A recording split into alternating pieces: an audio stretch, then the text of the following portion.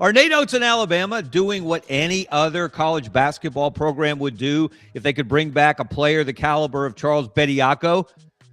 Or are they hastening the end of college basketball as we know it? We dive into the biggest controversy in the sport right now, today on Scarbo Knows.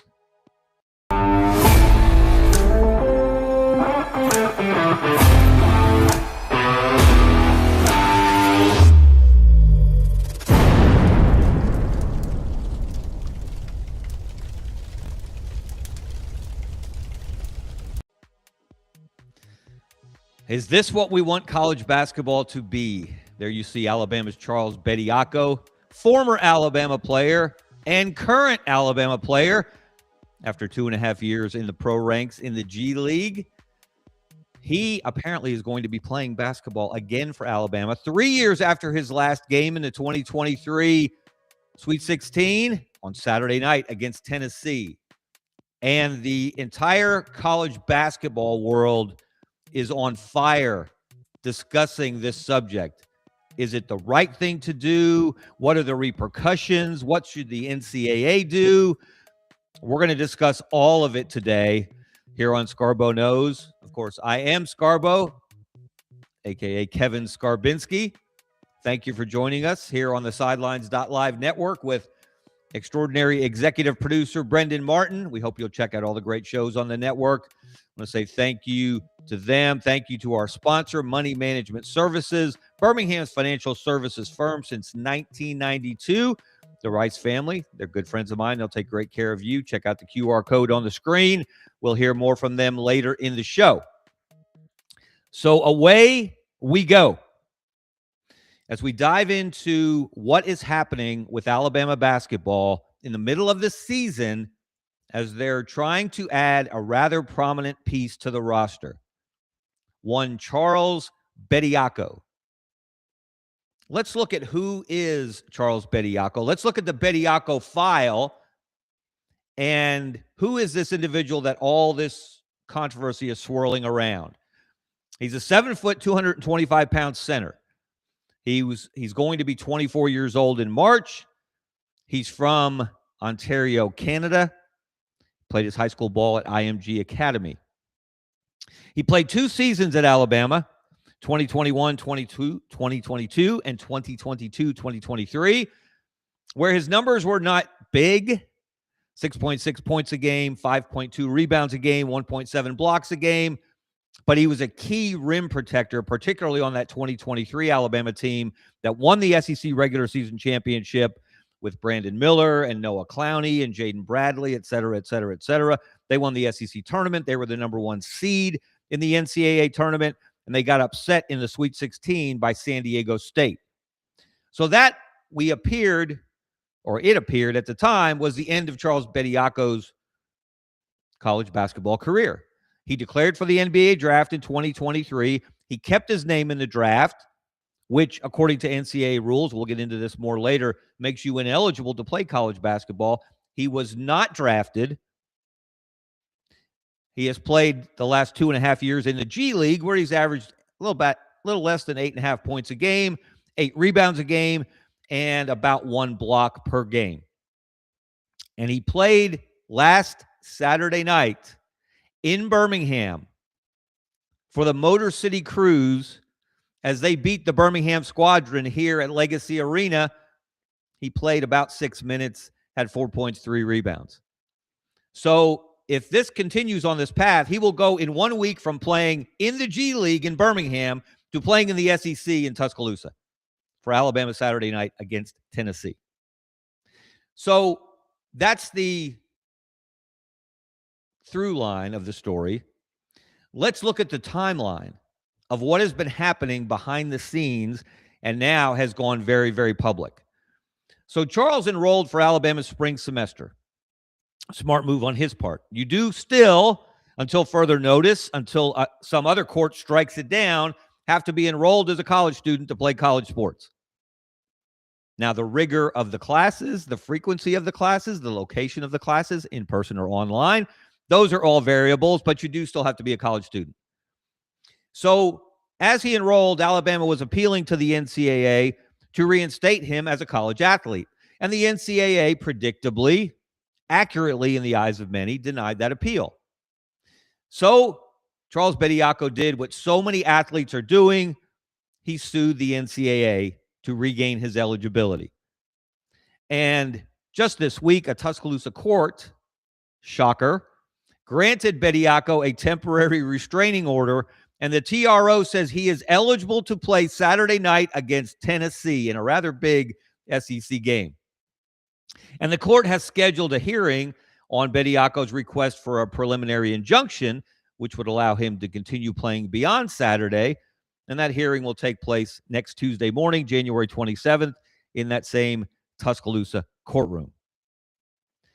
Let's examine the temporary restraining order in a little more detail, because there are some key phrases in here. One phrase in particular is going to jump out at you, because as the rest of college basketball has begun reaching for its smelling salts, and we're going to get into some of the reaction a little later in the show,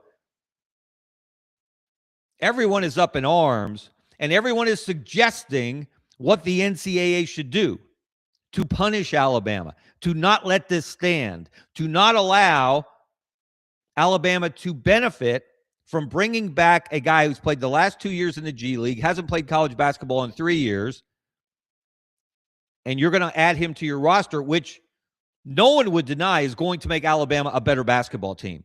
You put Charles Bediako on this roster, you integrate him into that rotation, and all of a sudden, Alabama has an elite rim protector, a strong rebounder, a superior outlet passer that fits perfectly into the way Nate Oats wants to play.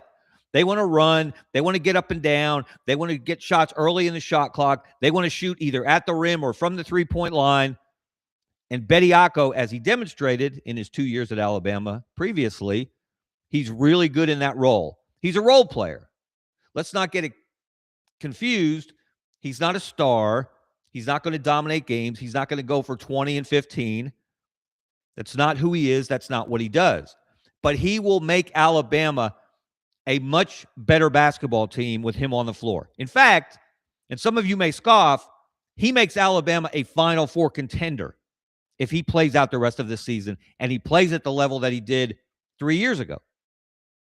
And obviously, he's older. He's more mature. I'm going to guess he's a little stronger than he was when he played in Tuscaloosa the last time. So all of a sudden, whereas right now it looks like Florida and Texas A&M are the two best teams in the SEC, they're tied atop the standings at 5-1.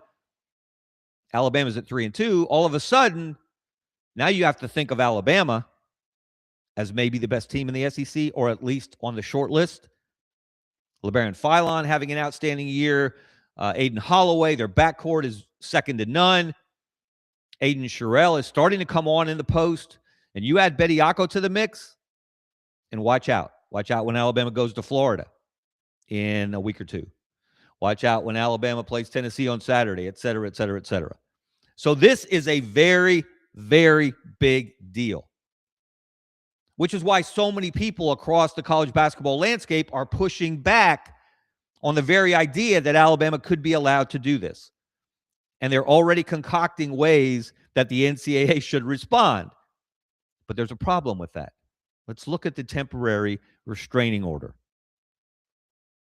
There is one particular phrase, one particular paragraph, paragraph 3, that would seem to circumvent these suggestions about punishing Alabama. And this was the order issued by Tuscaloosa County Circuit Court Judge James H. Roberts, Jr. And paragraph 3 says this: the defendant, National Collegiate Athletic Association, is further restrained from threatening, imposing, attempting to impose, suggesting, or implying any penalties or sanctions on Mr. Bediako or the University of Alabama or its coaches or other student athletes as a result of Mr. Bediako's participation in Division I athletics competition. Let me break that down for you. Now, I'm not a lawyer. I don't play one on TV. I like to think in another life, I was an attorney. I was Perry Mason.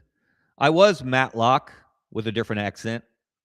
I was the legal eagle who came in and saved the day for the downtrodden, the poor, the huddled masses. That's as opposed to the other life when I was a New York cab driver. If you've ever seen me drive, you know what I'm talking about. But I understand this in this way. All these suggestions that you should ban Alabama from the NCAA tournament or simply not count the games that Bediako plays in on Alabama's resume when the selection committee meets in March to decide the at-large teams for the NCAA tournament, they just don't count those games. They work against Alabama's resume. You keep Alabama out of the NCAA tournament. That would be a direct violation of a court order. I don't think the NCAA wants to go down that path because they would be sued even deeper into oblivion than they've already been sued if they were to attempt that maneuver. And might I mention, Greg Byrne, the Alabama athletics director, is a member of the NCAA selection committee. Now, of course, he cannot be in the room when the committee is discussing Alabama's resume, its worthiness for getting an at-large bid. That's if they don't win the SEC tournament to earn the automatic bid from the conference. So Byrne can't be in the room. However, Byrne's in the room all weekend, and it's a long weekend. There will be, if this plays out this way and Bediako gets to play the rest of the season, there will be some spirited conversations, I imagine, in that committee room between Byrne and the others. But if Alabama follows the law, if the NCAA follows the law, they cannot, the way I read it, legally keep Alabama out of the NCAA tournament simply because they played Charles Bediako. I think it's very, very important. Now, just because you can play Charles Bediako because a Tuscaloosa County Circuit Court judge said you could, doesn't mean you have to, right? That's an Alabama decision. So what is Alabama going to do on Saturday? Saturday evening, they're playing a huge game against Tennessee. Alabama hasn't said directly what it plans to do, but it gave us a pretty good hint. Let's look at a statement that Alabama released after the temporary restraining order came out of that Tuscaloosa courtroom. Statement from the University of Alabama on Charles Bediako. The University of Alabama supports Charles and his ongoing efforts to be reinstated for competition while he works to complete his degree. Nasty work there in that last phrase. While he works to complete his degree. Adding in the academic element to this is almost as if Alabama's saying, shame on you people. Every one of you that doesn't want him to play, you're suggesting that we deny this young man his opportunity to come back to school and get a degree, which of course is nonsense. No one's saying that. You can go back and get your degree. A lot of professional athletes do that without returning to college athletics. Cam Newton did it while he was winning an MVP with the Carolina Panthers in the NFL. He was taking classes back at Auburn and completed his sociology degree there. He didn't ask for another season to go back and play for the Tigers, luckily for the rest of the SEC and college football.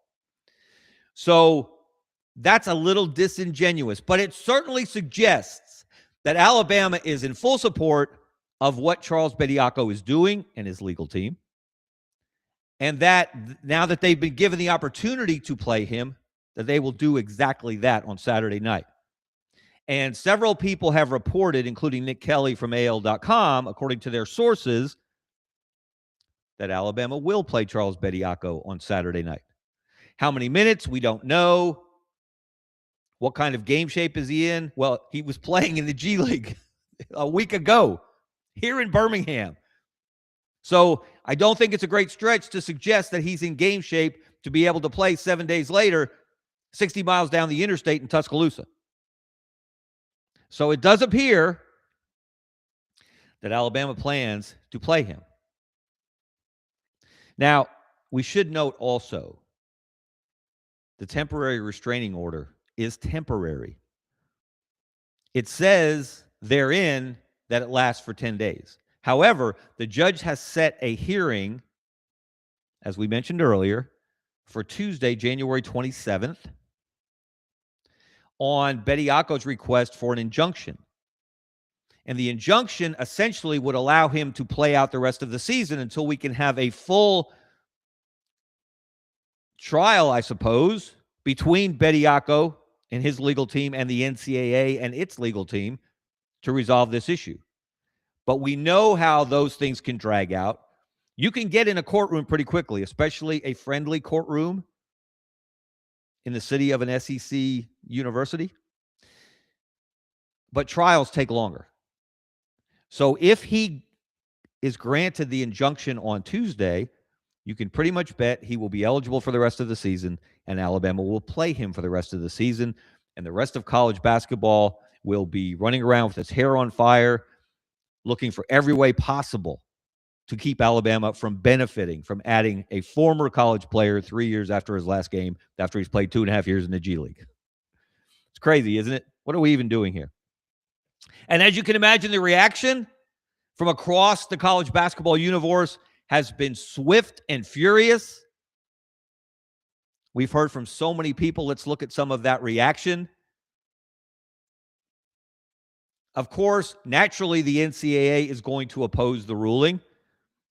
They issued a statement. This is a condensation of what they said. This is really the bottom line of what they said. This is exactly why Congress must step in and empower college sports to enforce our eligibility standards. To that I say, amen, brother. If the NCAA cannot even set its own standards for who is able to play college sports, the game is over. College sports is dead. We might as well just let you play as many years as you want in college and never go on to the pros, or go to the pros, fail there, come back and play for maybe your former school, maybe another school, whoever's going to pay you the most NIL. But college sports as we know it will die. It will be dead, buried, and gone if the NCAA is not able to set its own eligibility standards and then enforce them. Now, here's an interesting twist in terms of reaction. And there seems to be a concerted effort. I don't know if there was some super secret Zoom call among athletic directors and coaches and commentators, but a common thread has emerged. Look at what UConn athletics director David Benedict said. And by the way, David Benedict used to work at Auburn. Do with that what you will. It doesn't mean the games need to count toward the NCAA tournament, meaning the games that Bediako plays in. Otherwise, throw away the rule book and set it on fire.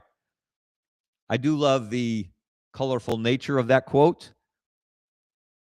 And then last night, Kentucky coach Mark Pope, after Kentucky beat Texas, he wasn't even asked about the Charles Bediako situation, but he felt compelled to offer his opinion. And again, a condensation of what he said. The one stopgap right now is kind of a last stand. The NCAA does get to decide who gets to go to the NCAA tournament. Do you see the pattern developing? Seth Greenberg, former coach, now an ESPN talking head, who the next time he says something negative about another coach will be the first. He is on social media pushing the same idea. Sure, go ahead. Let Bediako play.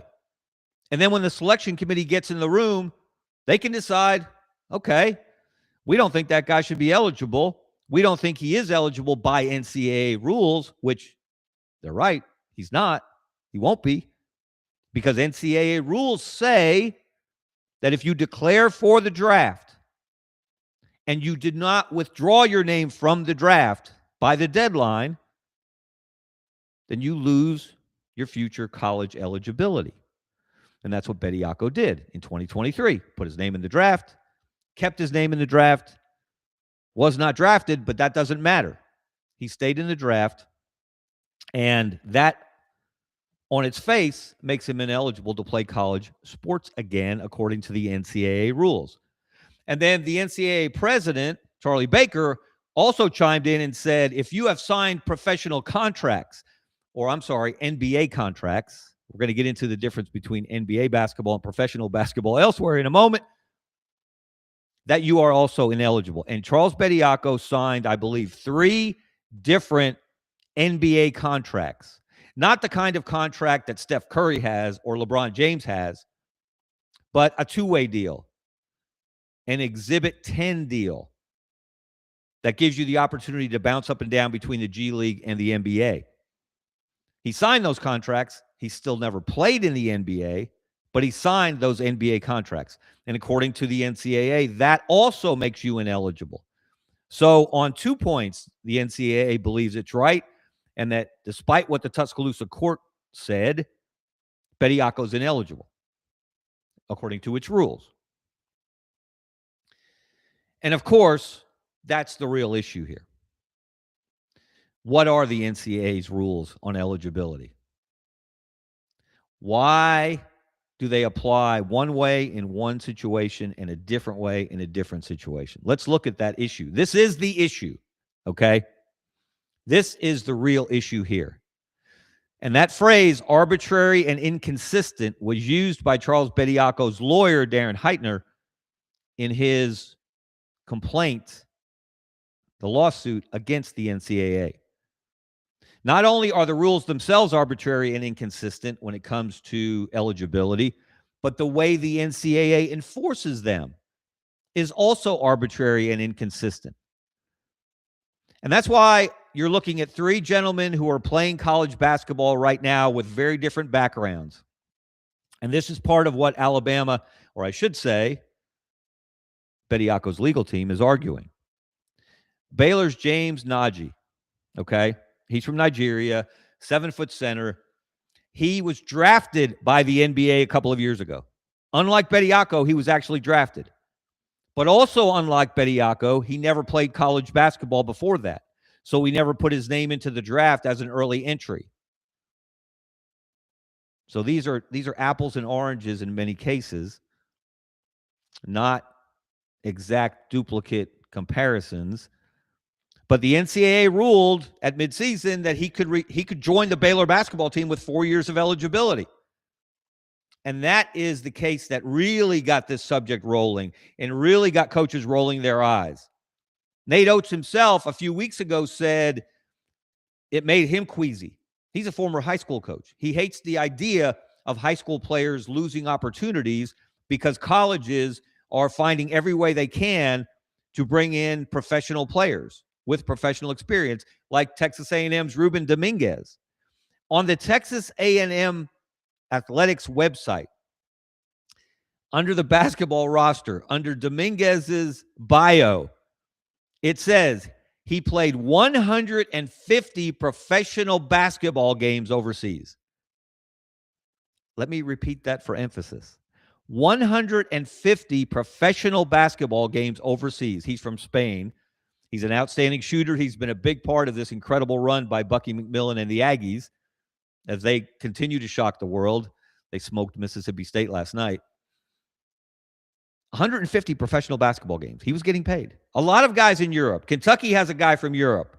Auburn has a guy from the Adriatic Basketball Association, Filip Jovic, and he's just starting to show what he's capable of. Had a huge game last week against South Carolina for the Tigers.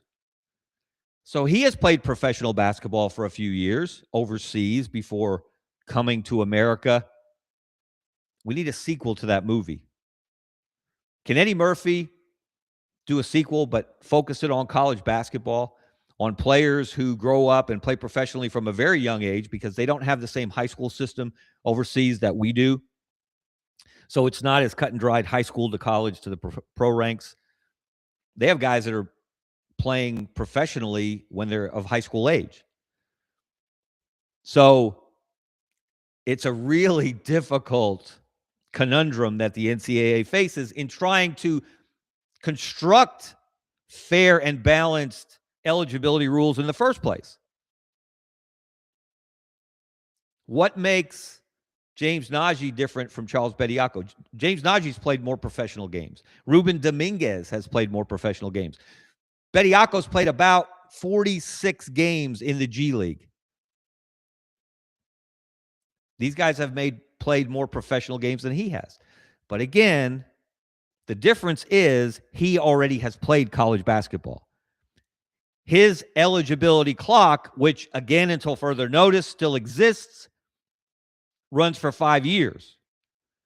And coincidentally, and it just worked out so well for Alabama, this is the end of his 5-year clock this semester.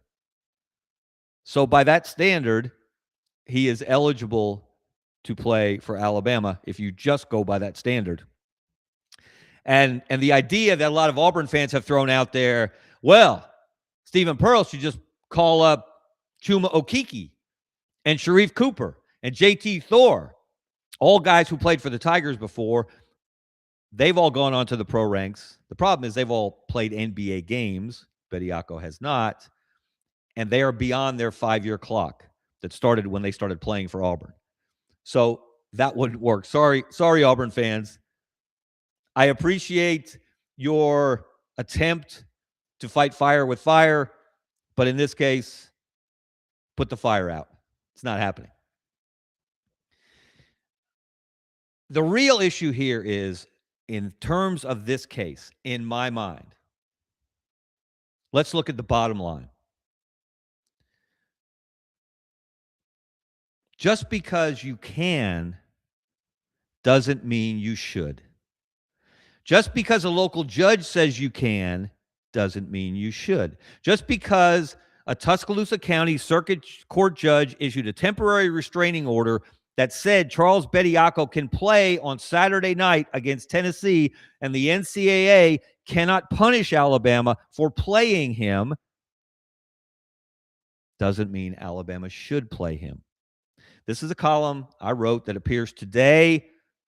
You can find it on AL.com. You can subscribe to the Birmingham News, which is no longer a newspaper, but it is a daily online publication. It's a subscription publication. I think it's highly worth it. Shameless plug. Here's the headline on my column today. Hey, Bama and Greg Byrne, are a few more wins with Charles Bediako worth your reputation? Now, I know what a lot of you would say to that.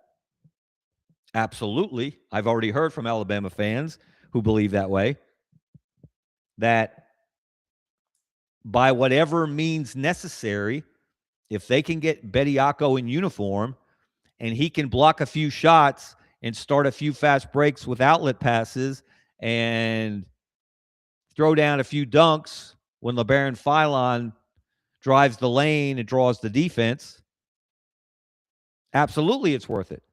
If Charles Bediako takes Alabama from a Sweet 16 team, which right now I would suggest that that's their ceiling with their current roster, if he takes them from a Sweet 16 team to a Final Four team, go for it. Do it. It doesn't matter if it's a friendly judge in your backyard that issues the ruling that makes it happen. It doesn't matter if the NCAA is hopping mad. It doesn't matter if Mark Pope and David Benedict and Dan Hurley, who put out, you have to give him credit for creativity, he put out a funny meme throwing shade at Alabama without naming Alabama, with a reference to the Rodney Dangerfield movie Old School, in which Rodney goes back to college at a very advanced age. Alabama folks, for the most part, don't seem to care about that. They can get their center back. They can get the center on the best team they've had since Nate Oats got there. They've had a lot of good teams. Not the most accomplished team. That team didn't get to the Final Four in 2023, but that was the most talented team. That was a team that could have, would have, should have won a national championship and didn't get past San Diego State in the Sweet 16 because they couldn't make a shot in the second half. So I will also say, though, that I have heard from Alabama people who are very, very ambivalent about this. It makes them queasy. It makes them think that they are crossing a line that shouldn't be crossed. And that was a point that I made in my column today, and I do urge you to read it. There's a difference still between college sports and pro sports. There's a line of demarcation. Now, that line is thinner than ever. That line is thinner than Alabama's human pogo stick, Taylor Bull Bowen, standing sideways. But it's still a line. LeBaron Philon is a college basketball player. LeBron James is a professional basketball player. They're both getting paid to play basketball, but we understand the difference. And we appreciate the distinction. At least I do. And I think a lot of you do as well. Does Alabama want to be the program that erases that line? That completely blurs the distinction beyond recognition between college sports and pro sports? So that it's okay to play in the G League one week and the SEC the next? What's to stop a group of G League players from deciding, hey, you know what? We've got some college eligibility left. We're still within the 5-year window. Why don't we go play for one particular school and win a national championship? You can probably make more money in NIL and revenue sharing than you can in the G League. What's to stop a former college quarterback who puts his name in the NFL draft, doesn't get drafted, he's an undrafted free agent, he plays on a taxi squad for a year or two, and he decides, you know what? I'd like to go back and do what Fernando Mendoza did and lead a school like Indiana to a national championship. Where does it end? And here's the real issue. Time after time, year after year, coach after coach, athletic director after athletic director, president after college president, they all say the same thing. We want to know what the rules are. We need rules. We need rules that are applied consistently and fairly across the board. And then what do those coaches do? And it usually happens at the coach level. They do everything in their power to find ways around the rules. They look for every loophole. They leap into every gray area. They do everything they can to skirt the rules, to get an advantage. And I'll give Mark Pope credit, the Kentucky coach, when he was discussing this situation after his win over Texas, and he was suggesting that the NCAA should just, not count any wins that Alabama has with Bediako in the lineup, and therefore don't put him in the NCAA tournament. Pope's probably a little extra steamed because he lost to Alabama already this season without Bediako. But he did make a good point. He said the quiet part out loud. He admitted that coaches are the most competitive people on the planet, and they're all searching for an edge because that's what they're paid to do. They're paid to win. They're not paid to develop good citizens. They're not paid to educate players. They're not. Let's be honest. Forget the bonuses for graduation rates and whatever, APR scores. They're paid to win games, bottom line. And I suspect that if Mark Pope or Dan Hurley or a lot of other coaches were in the same position as Nate Oats and they had a guy the caliber of Charles Bediako who wanted to play one more semester for their team to make their team that much better, to take that team from a ceiling of Sweet 16 to perhaps a Final Four national championship ceiling, that they would do the same thing.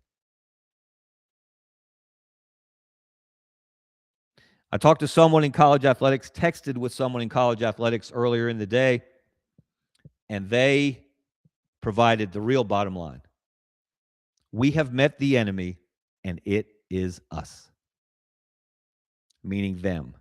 Meaning coaches, athletic directors, administrators. You say you want rules, and then you won't follow the rules. Or you try to change the rules, or you try to go get a court to go around the rules. That's where we are. We'll see where this goes from here, but that's my bottom line. Charles Bediako should not play a minute for Alabama basketball going forward. Nate Oats and Greg Byrne and Peter Moeller, the new president, they should do the right thing. They should say, it's not right, it's not within the rules, and we're not going to do it. Unfortunately, I don't believe that's where they're going. All right, that's going to do it for me for today. I'm Kevin Scarbinsky. This is Scarbo Knows. Thank you for watching on the Sidelines.live network. Thank you to executive producer Brendan Martin. Thank you to our sponsor, Money Management Services. And thank you to you especially for watching, for listening. Check us out on YouTube, Kevin Scarbinsky-Scarbo Knows, and subscribe to the channel. That way you won't miss an episode. All right, let's hear from our sponsor next. Thanks. See you. Since 1992, Money Management Services in Birmingham has provided individuals and business owners with trusted, fee-only financial advice. We're more than advisors, we're your financial family. From retirement planning to tax strategies and estate planning, our team builds personalized wealth management.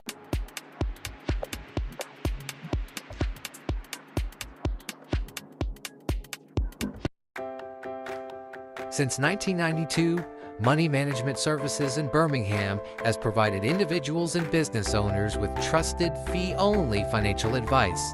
We're more than advisors, we're your financial family. From retirement planning to tax strategies and estate planning, our team builds personalized wealth management plans tailored to your life. At Money Management Services, we treat you like family, because when you walk through our doors, you become part of ours.